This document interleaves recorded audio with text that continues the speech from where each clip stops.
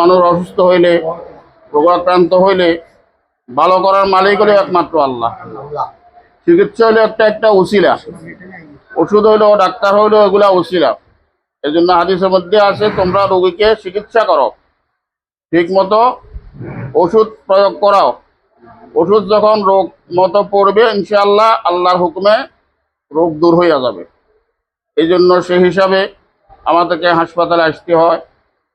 মানুষ অসুস্থ হয়, রোগাক্রান্ত হয়, ডাক্তারের কাছে আমরা যাইতে হয়। তো আমাদের ফুলগাজী বাজারের মধ্যে এরকম কোনো হাসপাতাল ছিল না আগে, প্রথমে এটাই প্রতিষ্ঠিত হয়েছিল, এরপরে আরও কিছু কিছু হয়েছে মাঝে মধ্যে।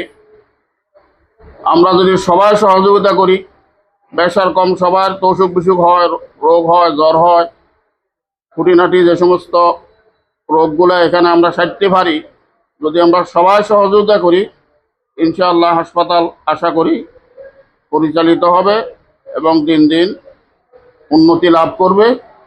আমরা সবাই থেকে সে প্রত্যাশা কামনা করতেছি, যাতে করে আমাদের খুঁটিনাটি রোগীগুলা যেগুলো এখানে চিকিৎসা দেওয়া সম্ভব, সেগুলোকে যেন আমরা এখানে পাঠাইয়া সহযোগিতা করি।